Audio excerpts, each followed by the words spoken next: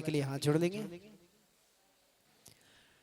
नमो अरिहंताणम नमो सिद्धाणम नमो आयरियाणम नमो वज्रायाणम नमो लोये सविशाहुणमो। खड़े हो जाइए और पूज्य गुरुदेव के समक्ष दोनों हाथ जोड़ करके निवेदन करते हैं।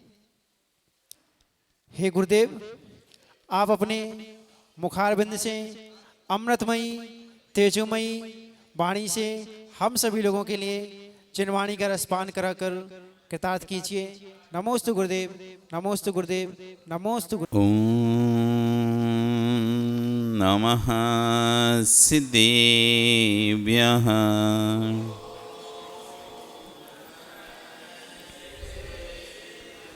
ओम नमः सिद्धेभ्यः।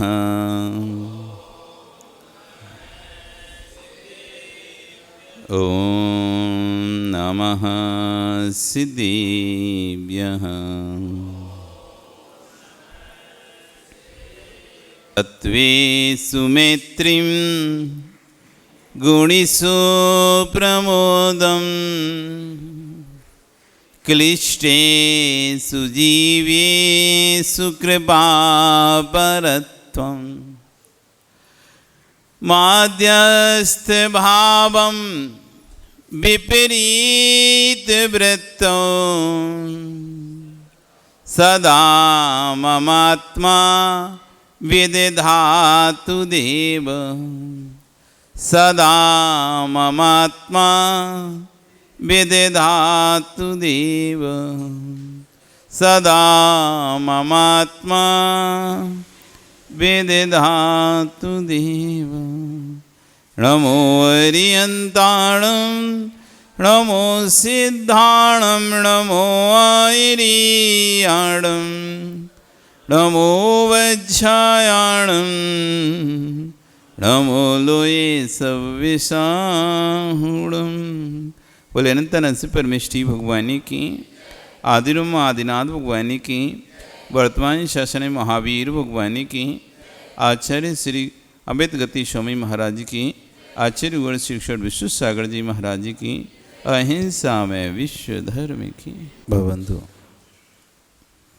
वर्तमान शासन न्यायिक वर्धमान स्वामी के शासन में तीर्थंकर प्रभु की चरण विश्राम में बैठकर हम सभी जिन देशना का श्रवण कर रहे हैं। कल यहाँ पर आचार्य गुण विश्व सागर जी महाराज अपने उपदेश में उमा स्वामी महाराज का एक सूत्र को उल्लेख करते हुए कह रहे थे, ज्ञात अज्ञात तीर मंद ज्ञाता ज्ञात भावाधिकरण वीर विशेष तब विशेष। कर्म का बंध तीव्रता से किया है या मंदता से किया है, ज्ञात भाव से किया है अज्ञात भाव से किया है, स्थान कौन सा था जहाँ हम कर्म का बंध कर रहे थे, क्षेत्र था या घर था, अस्य क्षेत्र था, सिद्ध क्षेत्र था, मंदिर था, हमारे घर का आंगन था, ऐसा कौन सा स्थान था, अधिकरण कहाँ पर था, और शक्ति हमारी उम्र क्या थी उस समय। उम्र से भी बहुत फर्क पड़ता है। एक वृद्ध अवस्था में व्यक्ति के अंदर सामर्थ्य नहीं होती कार्य करने की और उससे प्रमाद होता है, देख नहीं पा रहा, आँखें नहीं, सामर्थ्य नहीं है, रख दिया जीव इंसान। और एक व्यक्ति युवा है, जवान है, तब भी प्रमाद से ऐसे फेंक रहा है। एक से तो चलते नहीं बन रही, शक्ति नहीं है, इसलिए वो सामान ऐसे फेंका कि मैं वहाँ तक नहीं पहुँच सकता, यहीं से फेंक के उसमें डाल दिया। और एक जा सकता था, शक्ति उसके अंदर सब कुछ थी, तब भी प्रमाद के यहीं से फेंक दें, कौन उठेगा, कौन उठे। ऐसे करके तो वीर्य शक्ति के अनुसार भी कर्म का बंध होता है। यदि आपके अंदर सामर्थ्य है और सामर्थ्य होने के बाद भी कार्य नहीं करते तो तीव्र कर्म का बंध होता है। सामर्थ्य नहीं है इसलिए कार्य नहीं कर रहे तो फिर कम बंध होगा, कर्म का बंध तो होगा। जैसे आप अपने सट आवश्यक का है, देव पूजा गुरु पास्ति स्वाध्याय सीमित तप दानम चिति गृहस्थानम सट कर्माणी दिने दिने, आप अपने सट कर्मों का पालन कर रहे हैं। एक व्यक्ति के पास सामर्थ्य है, पालन नहीं कर रहा, एक व्यक्ति के पास सामर्थ्य नहीं है, पर फिर भी वह जितनी सामर्थ्य से अपनी जितनी भी है वो कर रहा है, थोड़ा भी कर रहा है, लेकिन अपनी कमी सामर्थ्य है या अपने उसके शरीर में सांस इसलिए नहीं कर पा रहा। दोनों नहीं, एक के अंदर सामर्थ्य है लेकिन प्रमाद से नहीं कर रहा, और एक व्यक्ति के अंदर सामर्थ्य नहीं है शरीर में इसलिए नहीं कर रहा, लेकिन भाव उसके बहुत है, नहीं मुझे करना चाहिए। आज हम देखते ना चौके में जब लोग दौड़ दौड़ कर भाग भाग कर काम करते हैं, सामान लाना ले जाना करना, सामर्थ्य नहीं है तब भी दौड़ भाग कर रहे हैं, जितनी सामर्थ्य उतना कर रहे हैं। और कुछ लोग ऐसे रहते जो अपने घर में सो रहे हैं, सामर्थ्य भी है सब कुछ भी है, अब देख लेंगे, अभी तो बहुत दिन है ना, एक दिन दे लेंगे कभी भी, और क्या कभी भी दे लेंगे, अभी दिन है, रविवार को देख लेंगे, सोमवार को देखेंगे, मंगलवार को देख लेंगे, 7 दिन तो हैं। किसी दिन सामर्थ्य होने पर प्रमाद, बस अब कपड़ा कौन डाले धो के, कोई परेशानी नहीं है, बाधा नहीं है देने में, कोई रोक टोक भी नहीं है, बस क्या है अब कौन धो के डाले, और आलस खा जाते हैं, रात में धो के डालने का आलस खा जाते हैं, और फिर से उठ के पहन के कौन जाए, कौन कपड़ा उठाए, कौन, मतलब बहुत आलसी आ रही है इसलिए नहीं दे रहे। बाकी कोई अगर देने की इच्छा होगी तो तुरंत दे लेंगे। तो इसी ये अब वीर्य यहाँ पर देखा जा रहा है आपका, आपके अंदर सामर्थ्य है तब भी आप कार्य नहीं कर रहे हो तो आपको अधिक पाप का बंध है। यदि सामर्थ्य नहीं है इसलिए कार्य नहीं कर पा रहे हो तो भैया कम पाप का बंध है। कभी सामर्थ्य नहीं शरीर में कैसे करेंगे, करने की तो इच्छा बहुत है लेकिन शरीर साथ नहीं दे रहा, शरीर उठ नहीं पा रहा, शरीर बैठ नहीं पा रहा, शरीर से चल नहीं पा रहा है, तबीयत ठीक नहीं है या कोई कारण हो गया है, तो फिर वो भैया वहाँ पर वीर्य देखा जा रहा है। यहाँ पे वीर्य शक्ति, आपके अंदर शक्ति नहीं है फिर भी आप जितना कर पा रहे हो कर रहे हो, आपको कम नहीं कर पा रहे तो कम आश्रव होगा। तो यहाँ आचार्य कह रहे थे कि उमा स्वामी महाराज ने कर्म के बंध की जब बात करते हैं तो कह रहे हैं सबको एक सा कर्म का बंध नहीं होता, ज्ञात भाव में भी कर्म का बंध होता है, अज्ञात भाव में कर्म का बंध। अंतर बस इतना है कि अज्ञात भाव में जो कर्म का बंध होता है वो ज्ञात होने पर उसका सुधार यदि कर लिया जाए तो छूट जाते हैं। जैसे हमको किसी बात का नहीं पता कि इससे हमको दोष लग रहा है, इससे हमको दोष लग रहा है, कार्य करने से हमको दोष लग रहा है, ये नहीं पता था, फिर हमने किसी महाराज को उपदेश सुने, प्रवचन सुने, उसके बाद हमें पता चला कि नहीं ऐसा कार्य करने से दोष लगता है, और हमने जाके महाराज हमसे गलती होगी, हमको अभी तक नहीं पता था, ऐसा कार्य करने से दोष लगता है, हम तो ऐसा करते ही चले आ रहे थे, हमें क्षमा करें, प्रायश्चित दें। तो आपका अज्ञानात् कृतं पापम सज्ञानात् विनश्यति। जो अज्ञान से आपके द्वारा पाप हो रहे थे, जो अनजाने में आपके द्वारा पाप हो रहे थे, जिनको आप जान ही नहीं पा रहे थे, आपकी दृष्टि नहीं जा रही थी, आप बुद्धि विवेक नहीं जा रहा था कि इससे भी पाप लगता है क्या, आप जान के कोई सोच के नहीं कर रहे थे, लेकिन ठीक है आपको नहीं पता था इससे भी लगता है, ऐसा करने से भी ऐसा होता है।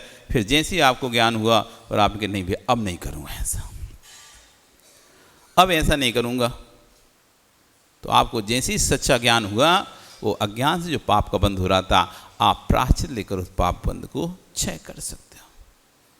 पश्चाताप करने से, पश्चाताप का एक आंसू हमारे हजारों दोषों को घटा देता है।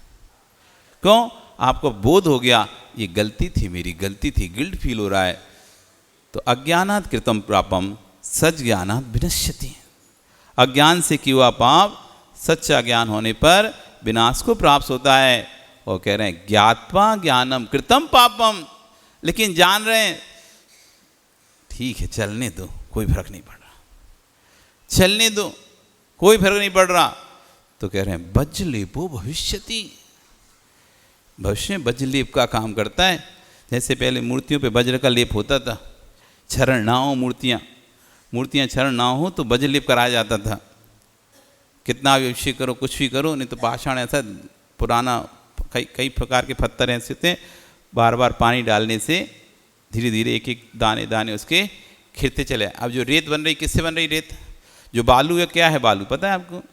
ये पर्वत हैं, पर्वतों पर पानी गिरता है तो पर्वत के छोटे छोटे रेत, उससे पर्वत क्षरण होता है और उससे जो छोटे छोटे कण निकलते हैं उससे रेत बनती है। रेत कोई अलग सी चीज़ नहीं है।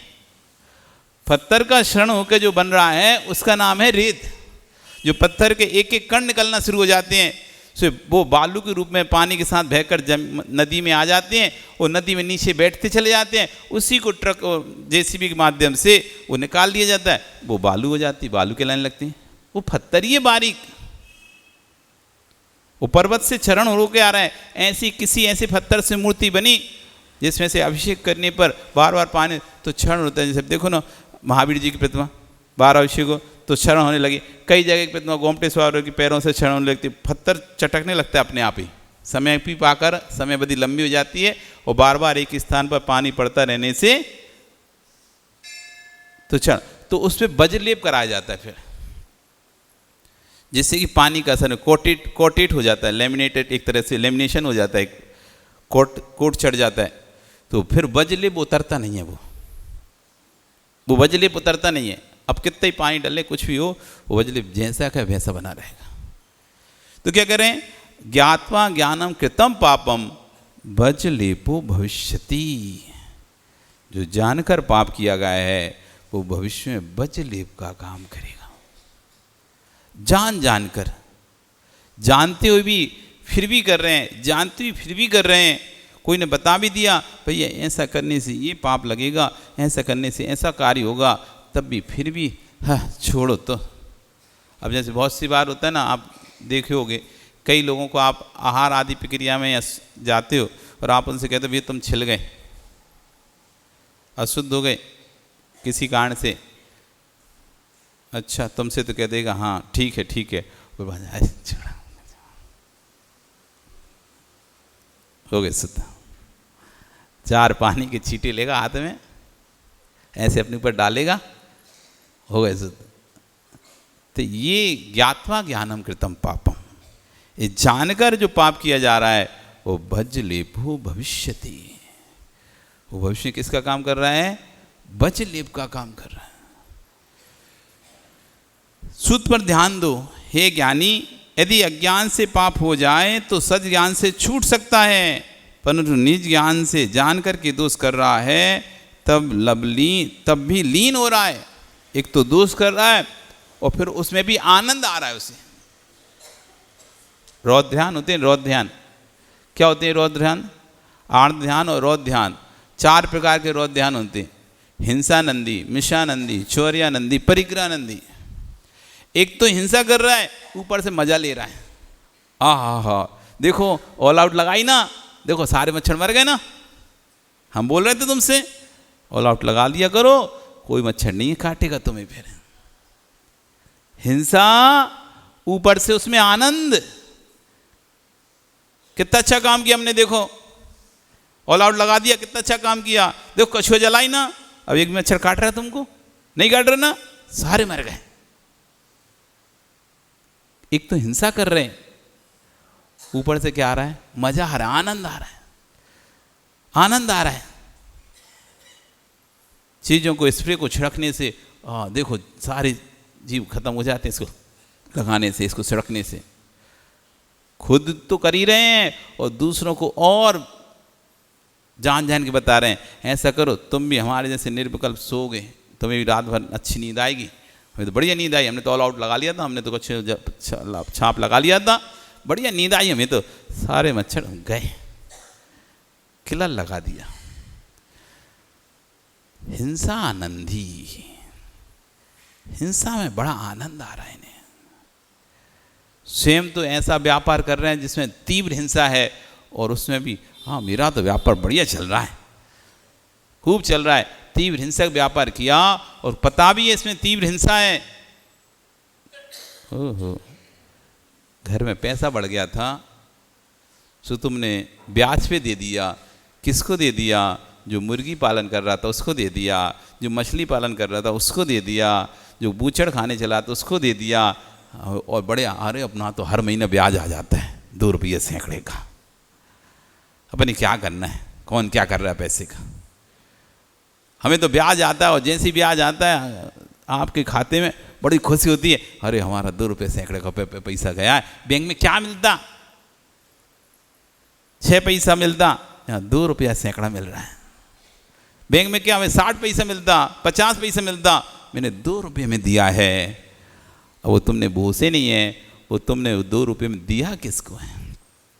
जो जितना अधिक ब्याज दे रहा है वो उतना अधिक पैसे को हिंसक कार्य में लगा के ही कमा पाएगा, तभी तुमको ब्याज दे पाएगा। जितना ज़्यादा प्रॉफिट वाला हो काम होगा उसमें ज़्यादा हिंसा झूठ मतलब 5 पाप ज़्यादा होंगे, पक्का देख लेना आप।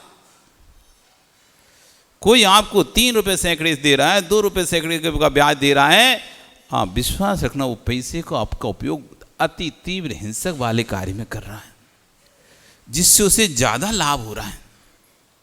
ज़्यादा लाभ होगा तभी तो ज़्यादा प्रॉफिट देगा। लाभ अधिक नहीं होगा तो प्रॉफिट कोई अधिक दे सकता है क्या? आपको दे नहीं सकता। और आप आनंद में हो, बड़े मज़े हैं आपके, तो हमें तो 2 रुपया का पैसा का सैकड़ा का ब्याज मिल रहा है, और जैसे ही ब्याज आता है बड़े खुश होते हो, नाचते हो, देखो मेरा कितना पैसा ब्याज बढ़ता जा रहा है। आपको आनंद आ रहा है, जान भी रहे हो। कोई ने बता भी दिया, अरे भैया तुम्हारा पैसा होता है कहाँ लगा है? दारू की ठेके में लगा है तुम्हारा पैसा। उसने तुम्हारे पैसे से दारू का ठेका खोला है, शराब की सप्लाई करता है, स्मगलिंग करता है, इसलिए तुमको इतना पैसा दे रहा है, क्योंकि उस पास भी अनाप शनाप आ रहा है, अफीम चरस गांजे का काम करता है। तो तुम कहे हमें क्या करना है, कुछ भी करता हूँ, हम थोड़ी ना करते हैं, हमने तो बस पैसा दिया है, हमें क्या करना है। तो ये आपको क्वेश्चन क्यों नहीं है? आपके पैसे से ही तो व्यापार हो रहा है। आपको नहीं करना तो छोड़ दो, फिर पैसे का त्याग कर दो, उसका क्या से मेरा नहीं है पैसा। आप उस से ममत हटा दो। आपको ममत है कि नहीं उस पैसे पे? 20 लाख रुपए मैंने दिया है, 30 लाख रुपए मैंने दिया है, मैंने दिया है, मेरा पैसा लगा है, वहाँ पर मेरा पैसा लगा है। और जब कल लो कुछ दिवाला हो गया तो उसका सामान बेच के तुम अपना पैसा लाओगे। इसको बेचो,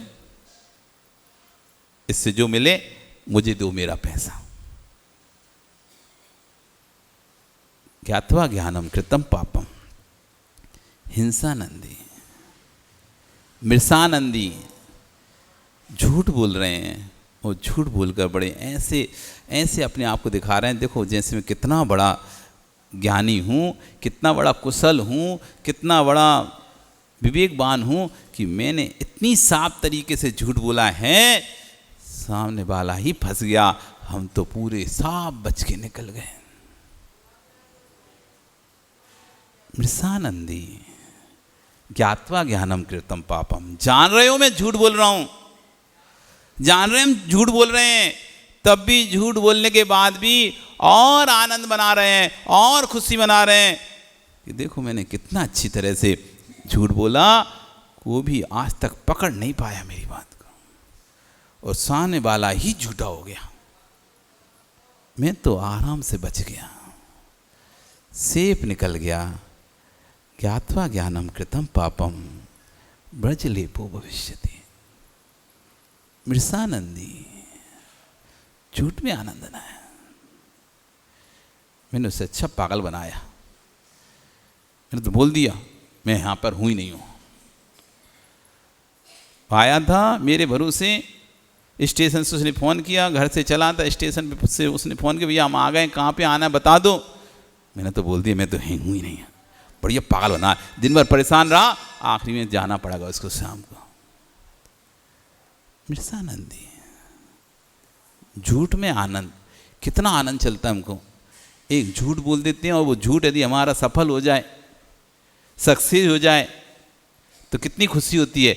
चलो हमारा काम हो गया, हमारा झूठ काम कर गया, हमारा झूठ काम कर गया। मृषानंदी जान रहे ना झूठ है, तब भी आनंद करे। ज्ञात्वा ज्ञानम कृतम पापम। चोरी आनंदी, चोरी में आनंद है। दूसरे की वस्तु हड़प ली, दूसरे की वस्तु रख ली,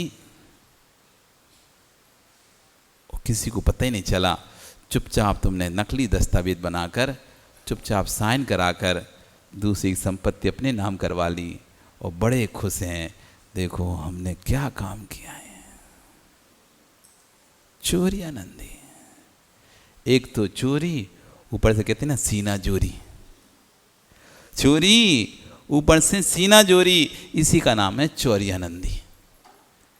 एक तो चोरी करी, ऊपर से कह रहे ना हमने कोई चोरी नहीं करी, और आनंद मना रहे हैं। वो पकड़ नहीं पाया, वो सिद्ध नहीं कर पाया, वो साबित नहीं कर पाया।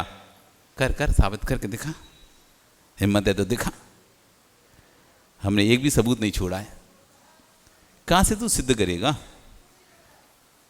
छोरे आनंदी, घर में पत्नी को कमरे में बता रहे हैं हमने ऐसा ऐसा किया, पता है हमने ऐसा ऐसा किया, और इस तरह से हमने बच के निकल गए। वो बड़े आनंद से चाव से बचा रहे हो। चोरी आनंदी, बहुत बड़ा विशाल आपने काम किया, और इतना अच्छा काम किया है तो सबके सामने कह के बताओ।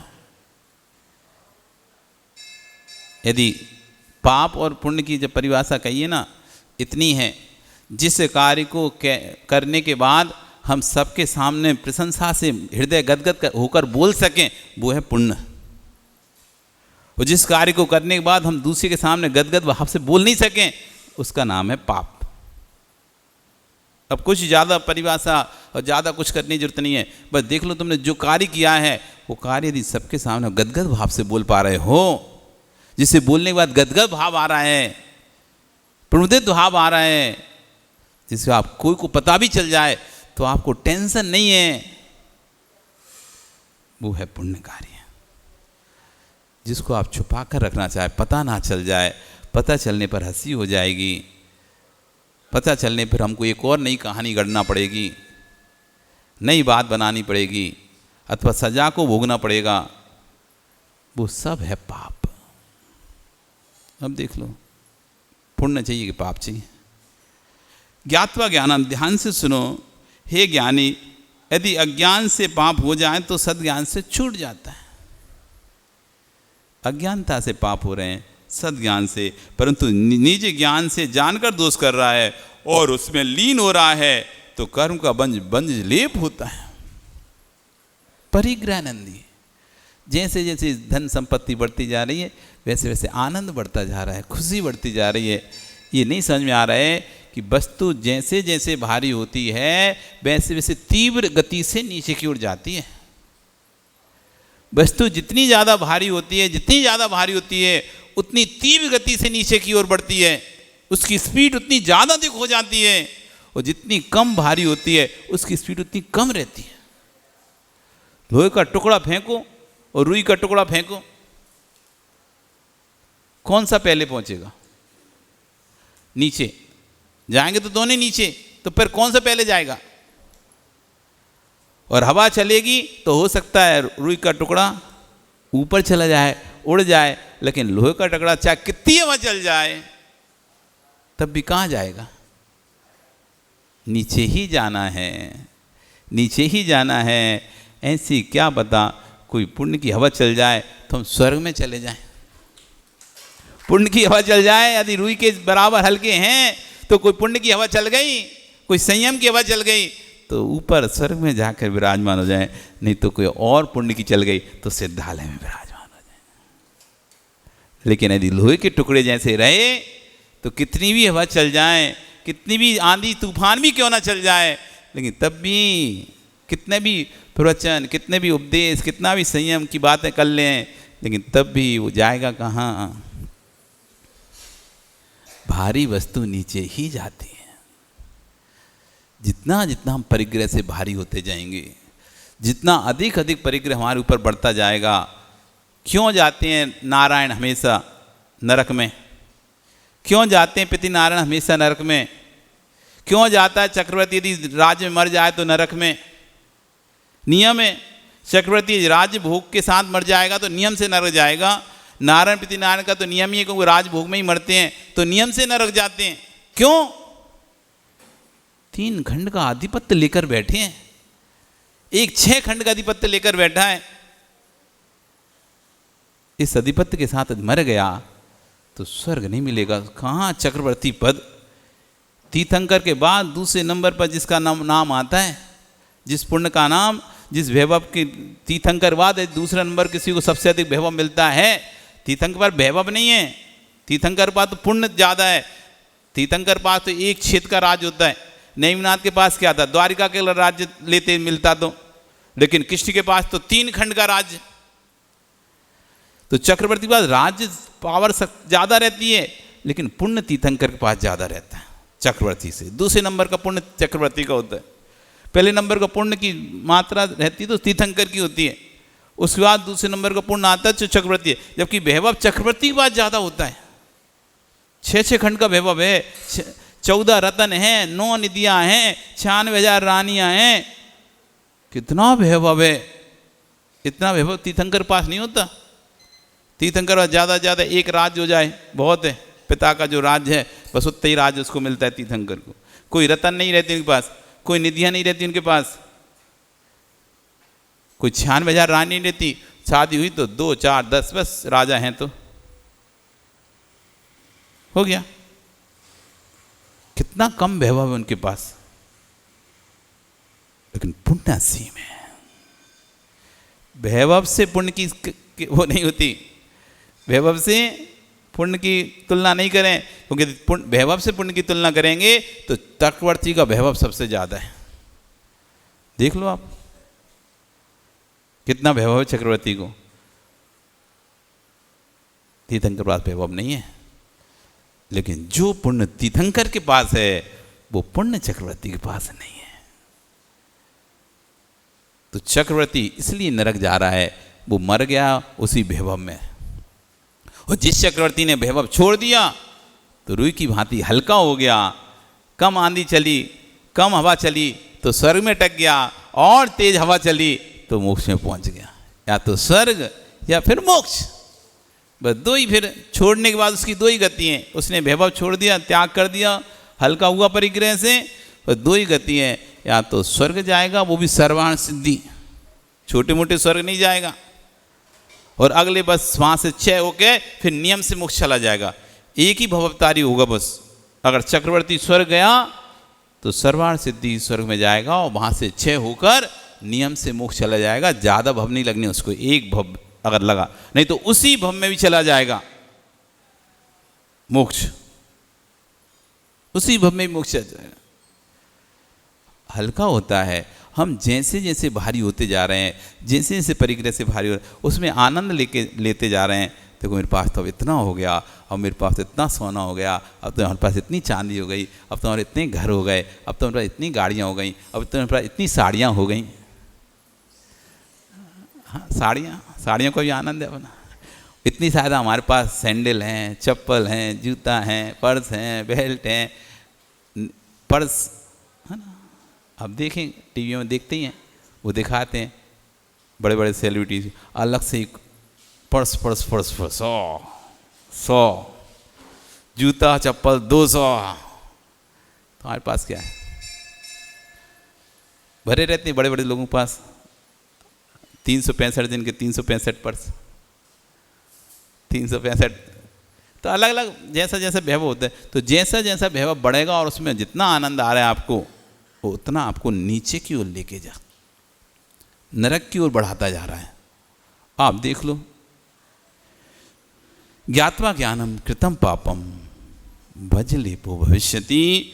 आचार्य कह रहे हैं उसके कर्म बंद वज्रलेप हो जाता है। किसी की वंचना करना मायाचारी है कि नहीं है? किसी की वंचना करना, किसी को ठगना मायाचारी है कि नहीं है? किसी को धोखा देना मायाचारी है कि नहीं है? है कि नहीं है ना?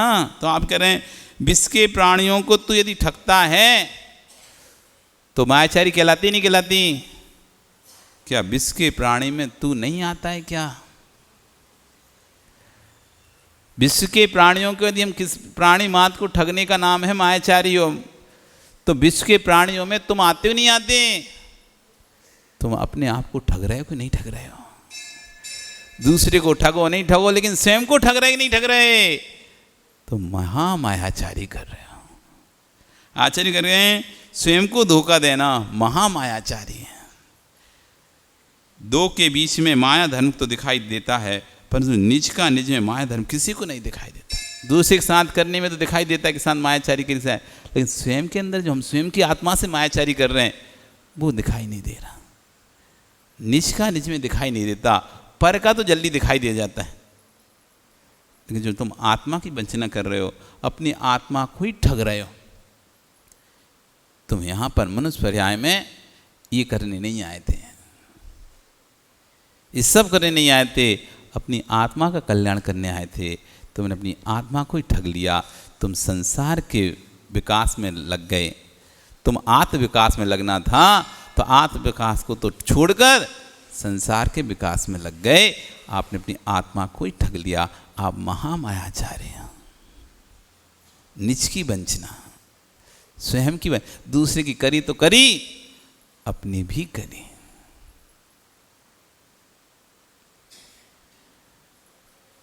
उसके लिए नेमचंद स्वामी महाराज कह रहे हैं, जैसे बांस की जड़ इतनी घुमावदार होती कि मालूम नहीं चलती कहाँ से निकल गई, ऐसे कुछ जीवों के इतने कुटिल परिणाम होते हैं, उनकी माया, उनको अपनी माया खुद ही समझ नहीं आती, वो कहाँ पर कैसे कैसे मायाचारी करते हैं।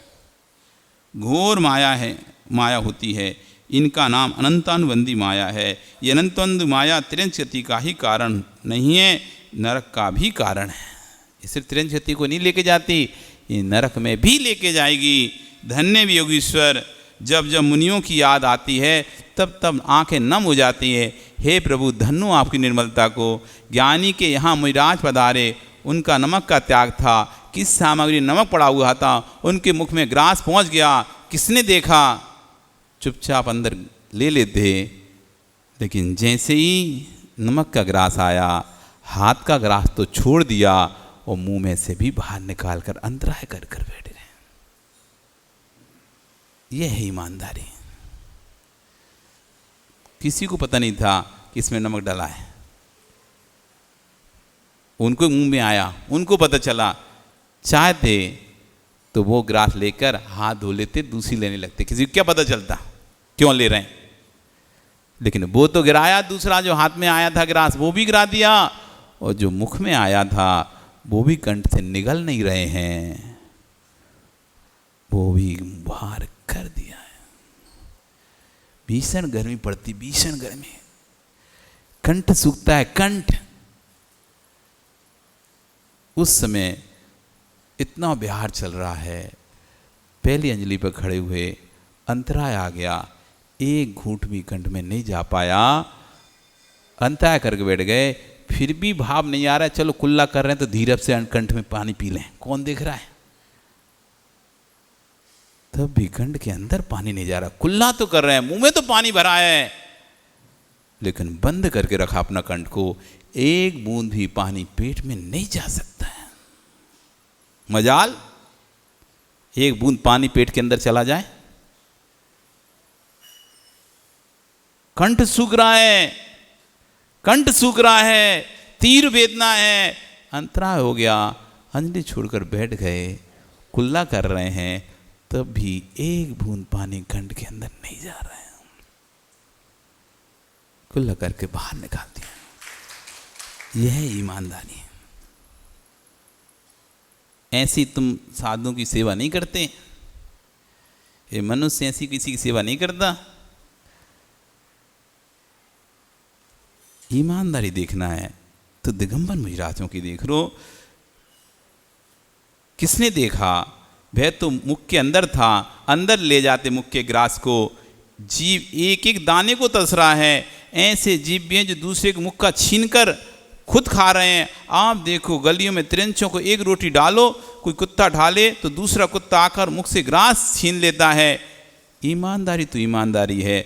संयम का पालन वही कर सकता है जहाँ ईमानदारी होगी। संयम का पालन वही हो सकता है जहाँ शुद्ध हृदय होगा। वक्र परिणति में संयम का पालन नहीं होता है। श्रावक देखने नहीं खड़े थे, वे तो प्रसन्न हो रहे थे, अहो भाग, मेरे घर है कि मेरे घर में निरंतर तपोधन के हार हो रहे हैं, परंतु मालूम नहीं चला, मुख में नमक चला गया। उन योगीश्वर की निर्मलता तो देखो, मुख के ग्रास को बाहर निकाल कर अंतराय कर कर बैठ गए। इसका नाम है संयम। श्रावक से पूछते हैं स्वामी क्या, श्रावक पूछते हैं स्वामी क्या हुआ? वे कहते हैं कुछ नहीं और मुस्कुरा कर चले गए। क्या हुआ? अंतराय कर्म का उदय आ गया भैया, और कुछ नहीं। कुछ भी नहीं तो नहीं हुआ, जो ऋण लिया था वही तो चुकाया है। ये है श्रवणचर्या, ये है दिगंबरचर्या। तुमको लगता है नहीं ना, क्या ही है, कुछ तो नहीं है, बस दिन भर बैठे रहना, महाराज को करना क्या है, आराम से खाने मिलता है, शराबक लोग खिला देते हैं, बढ़िया विहार करा देते हैं। करते क्या महाराज लोग? कुछ तो नहीं करते, ईमानदारी की साधना करते हैं। कुछ नहीं करते, यही करते हैं, ईमानदारी साधना करते हैं। वो तुम जैसे कुछ करने लगे ना मायाचारी छल कपट, तो काम खत्म हो जाएगा। वो यही करते हैं, ईमानदारी की साधना। वो कुछ नहीं करते, कुछ नहीं करते, यही करते हैं। उन्हें संसार चलाने के लिए कुछ नहीं करना है, बस यही करना है उन्हें। और हम अब आगे उन्हीं की बातों को लेकर बैठ जाते हैं। वो महाराज जी ऐसा कर रहे हैं, वो वैसा कर रहे हैं, वो पैसा उगा रहे हैं, वो ये मंदिर बना रहे हैं, वो मठ बना रहे हैं, वो ये कर रहे हैं, वो कर रहे हैं। तो बस यही दिखाई देता है, तो उनकी साधना दिखाई ही नहीं देती। जब अंतरंग में साधना दिखाई देने लगी ना, तो मुंह से शब्द निकलना बंद हो जाएंगे। ईमानदारी साधना नहीं दिखाई। कपड़ा उतार के तो कोई भी रह लेगा, हाँ कपड़ा उतार कोई लेगा, लेकिन ईमानदारी से कोई नहीं रह पाएगा। कपड़ा उतार के तो रह सकता है, भूखा भी रह सकता है, नग्न भी रह सकता है, लेकिन ईमानदारी से रहना वो किसी को नहीं देगी, वो सिर्फ तुमको ही दिखेगी। जो बाहरी दिखावट तो कोई भी कर सकता है, अंतरंग दिखावट कोई नहीं कर पाता। इसलिए तो दिगंबर मुनियों की संख्या कम है, भिखारियों की संख्या ज़्यादा है। भिखारियों की संख्या ज़्यादा है, मुनियों की संख्या कम है। जबकि भिखारी के पास भी कुछ नहीं है और मुनि के पास भी कुछ नहीं है। अंतर बस इतना ही है, उनके पास कुछ नहीं है पर ईमानदारी नहीं उनके पास। अंतरंग की ईमानदारी है। आपका समय हो गया, कल फिर आओगे, पर आ रही तो और चर्चा करेंगे। बोली भगवान महावीर स्वामी की। यहाँ पर 1 मिनट बैठें।